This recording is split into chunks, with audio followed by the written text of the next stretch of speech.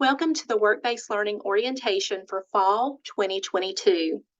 My name is Joy Morrow, and I am the coordinator of Work-Based Learning and Placement. Work-Based Learning is a curriculum class that will provide you an opportunity to earn college credit while working in your field. Some of you are taking Work-Based Learning for credit and for work experience. Some of you are apprentices and you are having to take Work-Based Learning through the apprenticeship program. What this is going to do is allow you to actually earn college credit toward a degree for your on-the-job training. So work-based learning is a credit that you receive, you get a grade, and it will show up on your transcript. The orientation, really what our agenda is for this orientation is I want to talk a little bit about what is the role of your faculty coordinator. Each student is assigned a faculty coordinator in your program of study or your career pathway. I consider these folks subject matter experts. So we'll talk about what their role is. We'll talk about how to use DocuSign. All of you have already completed the work-based learning application packet, which was sent through email through DocuSign. So we'll talk about sort of what the next steps are as far as the documents for your class assignments and how DocuSign and Blackboard's going to go together. We're going to talk about how many hours are required for the credit that you're registered for. We're going to talk about what are MLOs, which is measurable learning objectives. We're going to talk about Blackboard. Because this is a class, there is a Blackboard component, so all your assignments will be turned in through Blackboard.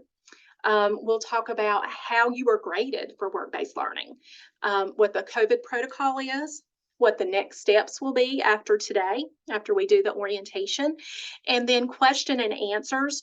This is not a live orientation, but you will get an opportunity to ask questions through a discussion board. So if you have questions, feel free at the end of the video. You can type those questions in the discussion board. Okay, faculty coordinator. What is the role of faculty coordinator? Your faculty coordinator, again, is somebody that's going to be in your program of study. And if you do not know who your faculty coordinator is, please put in the discussion box that or email me to let me know that you don't know who your faculty coordinator is, and I will be able to provide that for you. Your faculty coordinator will visit you on the job. It may be in person, it may be virtual, depending on your company and their COVID protocols. They are going to contact you several times throughout the semester. This is a check and balance to make sure that that everything is going well with your class. They're going to sign off on all your learning objectives. There's other forms that they'll sign off on throughout the semester. So if you get a form for your Blackboard assignment that says faculty coordinator, then that's who will sign. Your faculty coordinator will sign that space. They will also issue a grade for your assignments and also the final grade for work-based learning.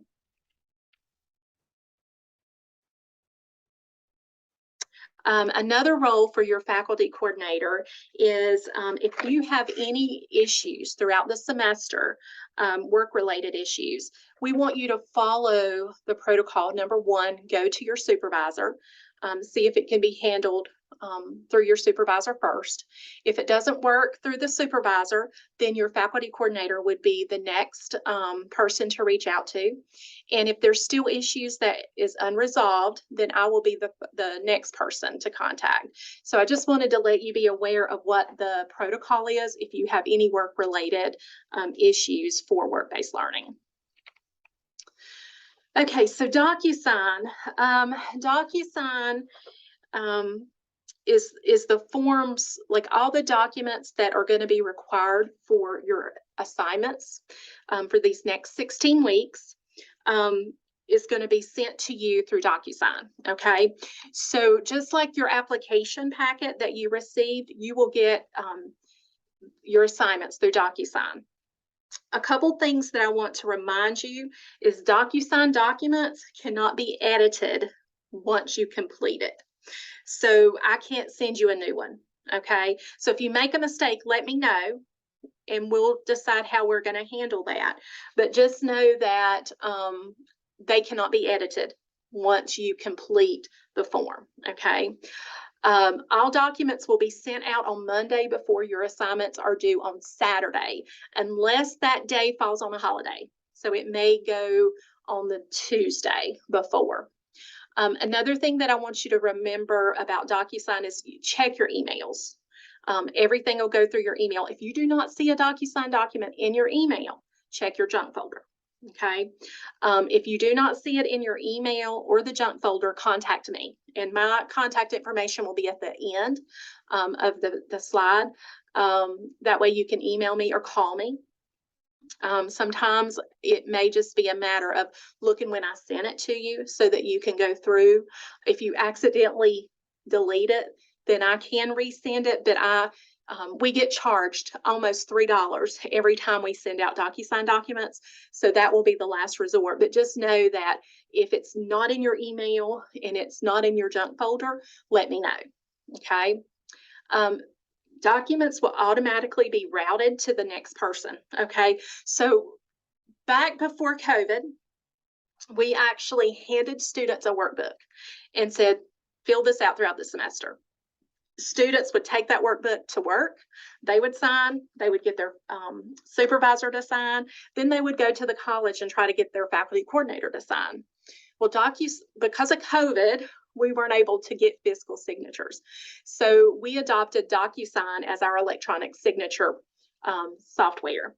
So now all you have to do is fill out the form through DocuSign, and then the form will automatically go to the next person. You don't have to worry about who you're going to take it to or if they're going to be in their office or what have you. So DocuSign is really good in the fact that you just do your part and then it goes to the next person. Once your DocuSign document is signed, the final copy will be sent back to you. And then that's what you actually will upload into Blackboard. Okay. So the reason DocuSign is really our electronic tool to get signatures, I can see all the documents that you sign through DocuSign, but your faculty coordinator cannot. All that they can see is what's in Blackboard. So that's why it's important that once your DocuSign documents are signed, that you upload the final copy into Blackboard so that your faculty coordinator knows that you completed that assignment and that you have uploaded it, okay? I would recommend just a couple little tips on DocuSign.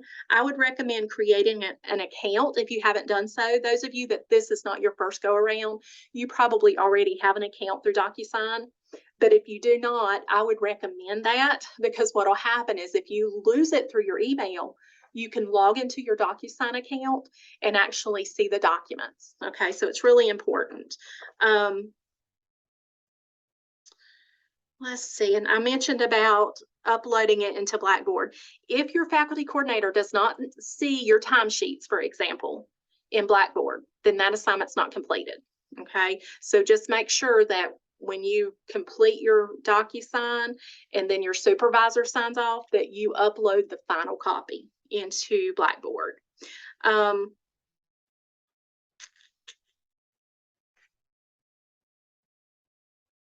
And I think that covers all of the DocuSign. Again, if you have any questions, feel free to put it in the discussion board so that I can answer those for you. All right, so I am a visual person, so I wanted to show you sort of what it's going to look like. So when you get the email from me from DocuSign, it's going to have Joy Morrow via DocuSign. And this one happens to be a timesheet. So it'll have your first and last name. And then you just basically click where it says View Document.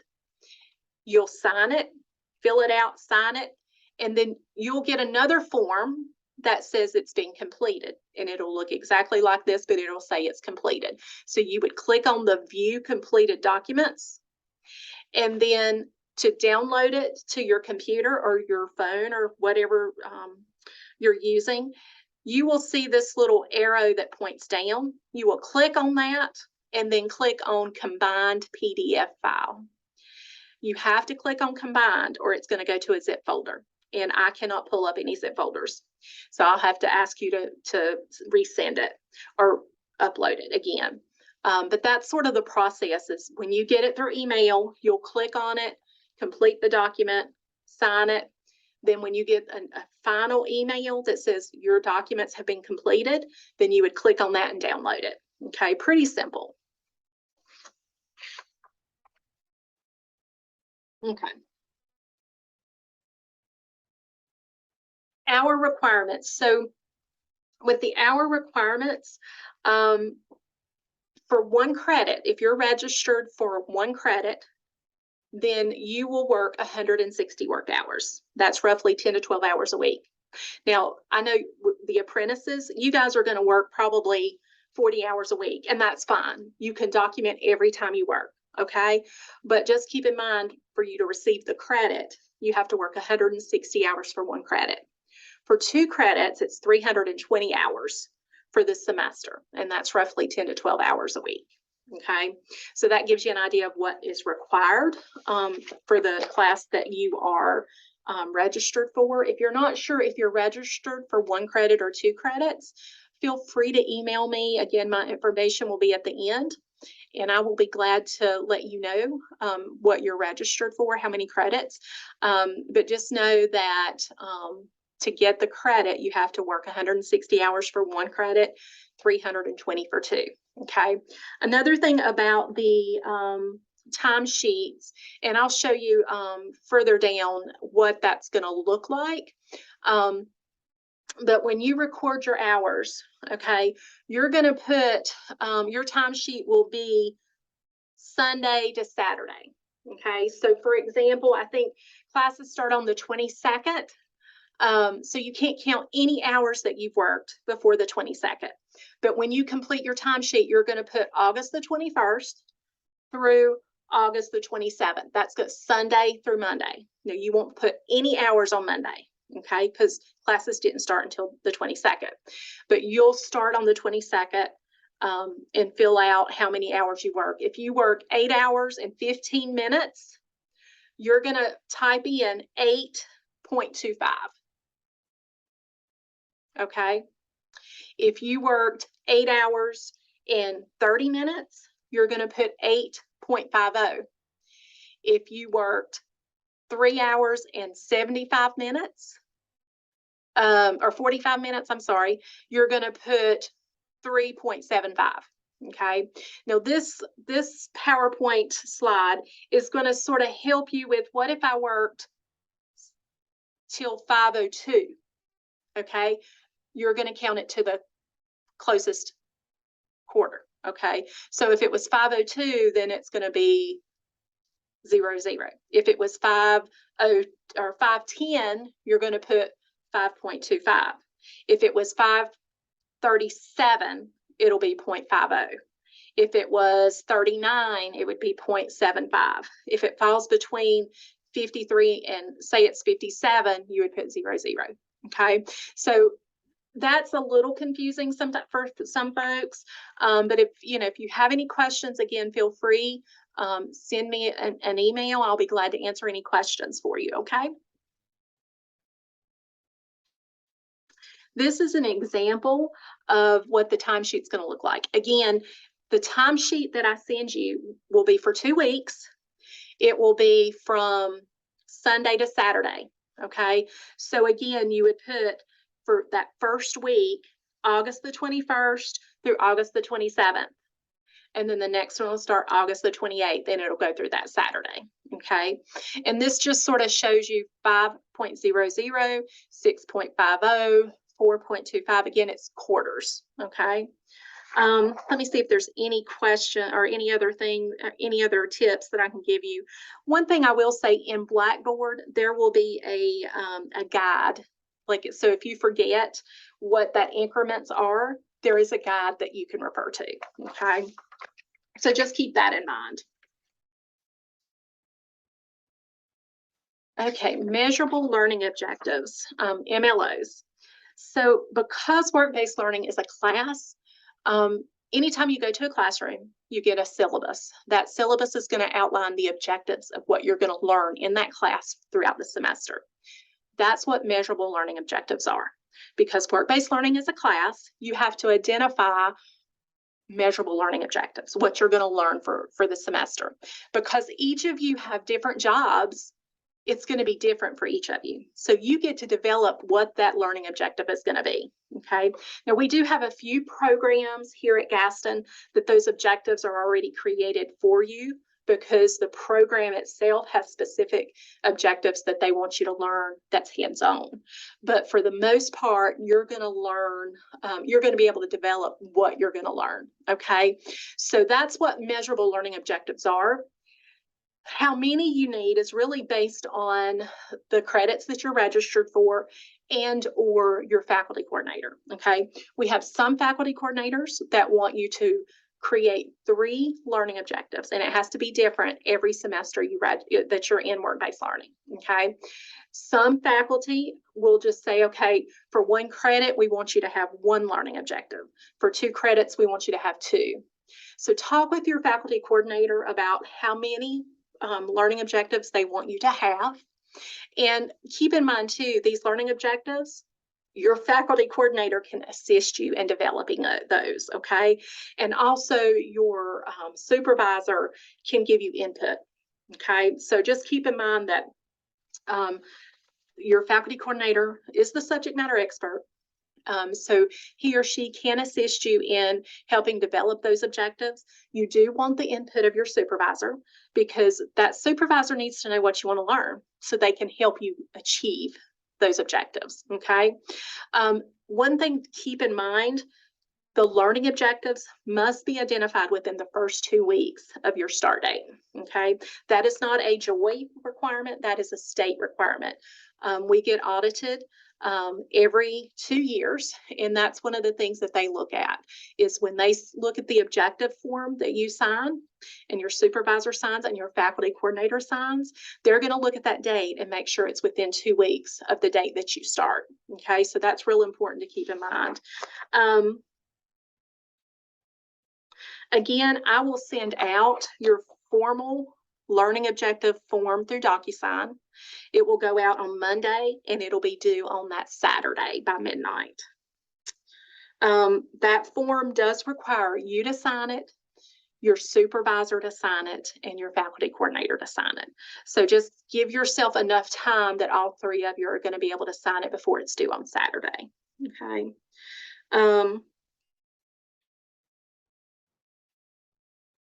Again, if you need help with your objectives, reach out to your faculty coordinator. We do want you to have a conversation with your faculty coordinator about those learning objectives. One objective, what the objective has to really consist of is what you're going to learn, how you're going to learn it, and when are you going to accomplish it. Okay, so it has to be something that you can accomplish throughout a semester. Okay, Blackboard. So I talked a little bit about what the purpose of Blackboard is. So Blackboard is really our system that we're holding all of your documents that you're turning in. So that's where the assignments come in. There is a due date for each week assignment. Again, you'll upload those DocuSign documents. Remember to click on the combine documents. Assessing your documents. Again, if you have created an account through DocuSign, you'll be able to have access to those documents. And then when you upload them into Blackboard, that's when your faculty coordinator is going to see those documents. Okay. I will say a snapshot and uploading that into Blackboard is not acceptable. Okay. So just keep that in mind. Again, there's weekly assignments. I think that's it for Blackboard. All right, so this is what your Blackboard assignment for, this is an example of week 3. It's gonna, here it says time report guide. You could click on that and see that guide that I told you or showed you earlier, where it's helps you decide whether it's 0.25, 0.50, 0.75, or 0.00. Okay, but what you would do is once you get your final timesheet in, you're going to save that by clicking on download and combine documents, combine all documents. Then you will click on browse local files, click on what you saved your timesheet as, and then submit. That's it. Super easy. Again, if you need assistance with that, please let me know, and I can walk you through it. But it's super easy, and I know most of you have used Blackboard before. If you've not, I will be glad to do a one-on-one orientation on Blackboard specifically, okay? Just let me know in the discussion board. All right, grading. How am I going to get graded for work-based learning? I'm working. I'm there every day. Yes, you're going to get graded for being there. You're going to get graded for the timesheets that you turn in. But you will receive a letter grade based on completion of your work hours, completion of your learning objectives, your employer evaluation. So you will get feedback from your employer. That will be really a good document for you to see what your strengths and weaknesses are. You're also going to get graded on how you complete your assignments in a timely manner. If you wait 2 or 3 weeks and you haven't turned in an assignment, you're going to get a 0, or you may not get full credit. Okay, so just keep in mind, every week do your assignment. It's not a very lengthy assignment, so go ahead and get it knocked out. And also communicating with your faculty coordinator. If your faculty coordinator is trying to call and set up a time to meet with you and your employer and you don't respond, that may affect your grade. Okay, so it's really important to have an open communication with your faculty coordinator. Okay. COVID protocol. COVID is that dirty word now, but I feel like it's not going away. So I feel like we need to at least discuss what the protocol would be. I will say my little disclaimer is find out what the protocol is for your company that you're doing your work-based learning at. They may have a specific protocol, and that's going to be your first. Okay, so we want you to go by what their protocol is. Okay, because if I have 40-something different students at 40 different companies, they may all have different processes or procedures. So check with your supervisor, find out what that is, so that if that's something, like if you come down with COVID, you know what to do. Okay, but as a reminder, just overall, if you're not feeling well, if you have symptoms or you've tested positive, stay home. Okay, consult your healthcare provider. Complete the student COVID self-reporting, which is gaston.edu/GCSAFE, and then notify your employer and your faculty coordinator. I wanted to add that. Hopefully you will not have that issue, but at least you'll know what the steps are. Okay. All right, next steps. Just a couple reminders.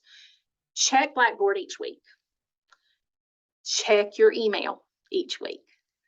Complete DocuSign when you get it. Go ahead and get it out of the way, okay? Upload documents in Blackboard by the due date. So you'll get them on Monday. You'll get the DocuSign document on Monday. Saturday, your assignment is due by midnight. So go ahead when you get it on Monday, go ahead and do it, okay? Make sure your work hours are recorded accurately and honestly, okay? Ensure uploaded documents are complete with all required signatures. So if you get a document and you upload it into Blackboard, make sure all the signatures are in place. And then be the best you can do and own your own momentum. Work-based learning, for those of you that this is a new field for you, this is a new career path, you only represent yourself the best. So go in, do a great job. You're representing yourself, you're representing the college, and you're representing the program. So, do the best, be the best you can be, and own your momentum. Any questions? Again, feel free to put any questions that you have in the discussion box. And this is my contact information, wblp@gaston.edu. My telephone number is 704-922-6360. And you will have a quiz after you complete this orientation video. There is a quiz that you need to complete, and there is a password. And I'm going to type that password in the chat box, but I will go ahead and tell you what that is. It's going to be a capital M, as in Mo, a capital O, and then a hashtag and the number 1. So again, it's going to be Mo, hashtag number 1. That is going to be your password. Thank you so much for joining the orientation, and we look forward to working with you this semester. I hope you have an awesome semester and have a good evening. Thank you.